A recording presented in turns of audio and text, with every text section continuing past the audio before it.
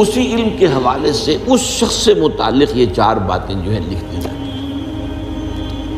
اب اس کو سمجھنا چاہیے، اصل میں جو بات مسئلہ تقدیر کے سمجھنے میں، جو یوں سمجھیے کہ ایک بہت آسان فارمولہ ہے اگر سمجھنا چاہے انسان، اور یہ میں عرض کر چکا ہوں کہ سمجھنا چاہیں گے تو سمجھ جائیں گے، تفصیل میں جائیں گے تو الجھ جائیں گے، اور مناظرہ اور مباحثہ کریں گے تو گمراہ ہو جائیں گے۔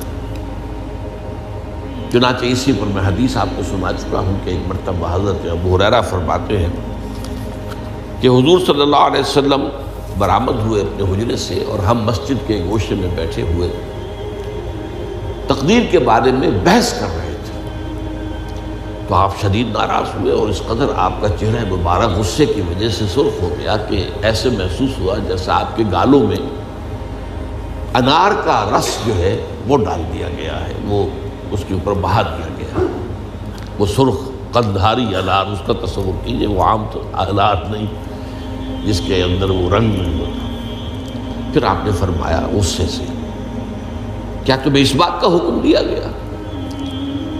کیا مجھے تمہاری طرف اسی کام کے لیے بھیجا گیا کہ اس مسئلے میں تم بحث کرو؟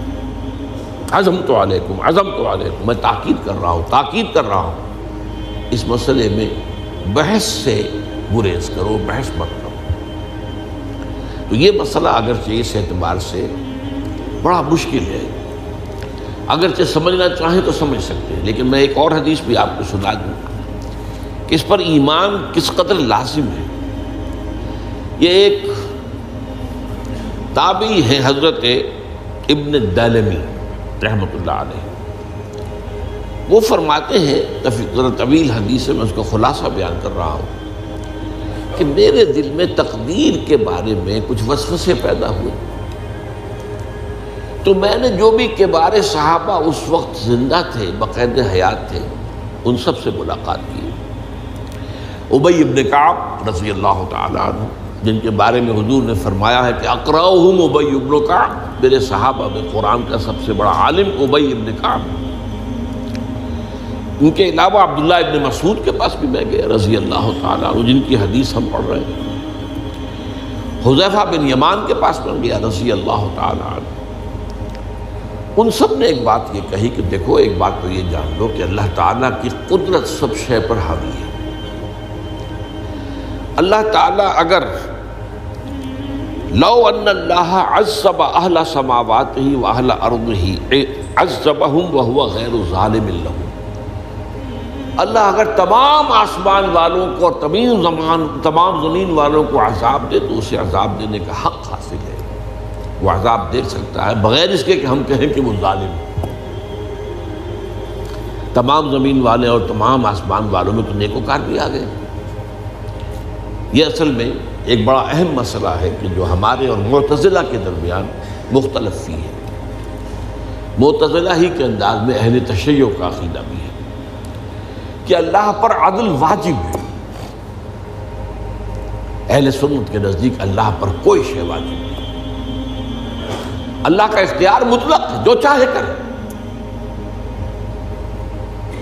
چنانچہ وہ ظالم کو معاف کر سکتا ہے جب چاہے، اور وہ کسی اچھے آدمی کو عذاب دے سکتا ہے جب چاہے۔ یغفر لمن یشاء ویعذب من یشاء واللہ علی کل شیء قدیر۔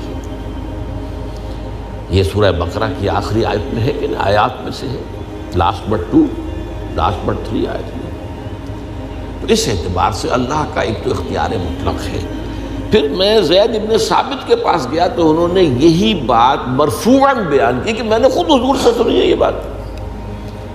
باقی 3 صحابہ کے بارے میں تو وہ کہتے ہیں کہ انہوں نے گویا کہ اپنی رائے کا اظہار کیا، اور اگر اللہ تعالیٰ چاہے لو رحمہم، تمام آسمان والوں اور تمام زمین والوں کو بخش دے اور رحم کرے، لکانت رحمتہ خیرا لہم من اعمالہم، تو اس کی رحمت جو ہے وہ یقیناً لوگوں کے اعمال سے بہت بالا ہے، بلند و برتر ہے، تو جو چاہے کرے۔ وہ ابو جہل کو بخش دے، کون اعتراض کر سکے گا؟ اور وہ کسی سے بڑے شخص کو جو ہے عذاب دے، کون اعتراض کر سکتا ہے؟ اس اعتبار سے پھر انہوں نے فرمایا وَلَوْ أَنفَقْتَ مِثْلَ أُحَدٍ ذَهَبًا اور دیکھو ابن الدیلمی جان لو، اگر تم احد کے پہاڑ کے برابر سونا اللہ کی راہ میں خرچ کرو گے فی سبیل اللہ، ما قبل اللہ منک حتی یؤمن بالقدر، اللہ تعالیٰ اسے تم سے قبول نہیں کرے گا جب تک کہ تم تقدیر پر ایمان نہیں رکھو۔ اور اس کے بعد فرمایا اعلم، جان لو، انما اصابک لم یکن لیخطئک، جو چیز تم پر واقع ہوتی ہے، کوئی تکلیف آتی ہے، کوئی حادثہ پیش آتا ہے، وہ تم سے ٹلنے والا تھا ہی نہیں۔ مطلب یہ کہ تم سوچو کاش میں یوں نہ کرتا، یوں کر دیتا، اگر یہ ہو جاتا، وہ ہو جاتا تو میں بچ جاتا، وہ تو آنے والی بات تھی، وہ اللہ کی کتاب، وہ اللہ تعالیٰ کے علم قدیم کے اندر پہلے سے لکھا ہوا تھا، تو موجود ہے، تو وہ تو آنی ہی آنی تھی۔ وَأَنَّمَا أَخْطَأَكَ لَمْ يَكُنْ لِيُصِيبَكَ، اور جو چیز کہ تم سے چھوٹ گئی، جاتی رہی، تمہارے ہاتھ سے نکل گئی، ممکن ہی نہیں تھا کہ وہ تمہیں ملتی، وہ اللہ تعالیٰ کا وہ جو علم قدیم ہے اس کے اندر پہلے سے طے ہے۔ وَلَوْ مِتَّ عَلَىٰ غَيْرِ هَٰذَا لَدَخَلْتَ النَّارَ، اگر دیکھو تم غور سے سن لو، اگر اس عقیدے کے سوا کسی اور پر تمہاری موت واقع ہوئی تو جہنم میں داخل ہو جاؤ۔ تو یہ اس ایمان بالقدر کی اہمیت کا معاملہ۔ اب اس کے لیے جو میں کہہ رہا تھا کہ ایک فارمولہ جو سمجھ میں آ سکتا ہے وہ یہ ہے، انگریزی کی جو اصطلاحات کے حوالے سے پہلے میں واضح کروں گا وہ ذرا زیادہ واضح ہے۔ ایک ہے پری نالج، کسی چیز کا علم پہلے سے ہونا، ایک ہے پری ڈیسٹینیشن، کسی شے کا پہلے سے طے پا جانا۔ ان دونوں میں گڑبڑ کا نہیں کرنا چاہیے۔ اللہ کا علم قدیم اس کے جبر کو مستلزم نہیں ہے، اس کا علم ہے یہ کہ تم یہ کرو گے، اس کا مطلب یہ نہیں ہے کہ تم اس کے جبر کے تحت کر رہے ہو۔ اس کی ایک سادہ سی مثال میں دیا کرتا ہوں، پھر میں کروں گا، سمجھنا چاہیں تو یہ فارمولہ بہت کافی ہوتا ہے۔ آپ کسی بچے کے سامنے کوئی کھلونا ڈال دیں، آپ کو تقریباً یقین ہے وہ متوجہ ہوگا، اسے اٹھائے گا۔ ہو سکتا ہے بچہ کسی اور دھن میں ہو اس وقت، ادھر اس کی توجہ کسی اور کو نہ اٹھائے، اگر وہ اٹھا لیتا ہے تو آپ کے مجبور کرنے سے تو اس نے نہیں اٹھایا، اس نے تو اٹھایا ہے اپنے انسٹنکٹ کے تحت کہہ لیں، اپنے ارادے کے تحت کہہ لیں، آپ مجبور تو یہ آپ نے کی۔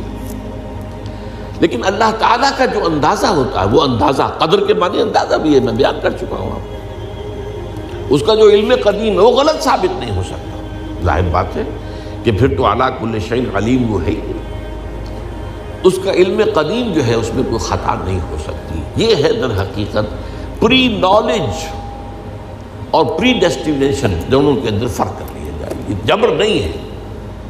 ہاں اللہ تعالیٰ کا علم ہے، اس علم کے مطابق چیز جو ہے وہ لکھتی گئی ہے، وہ تو ہو کر رہی ہے، ہوتی تو ہے، لیکن اس کے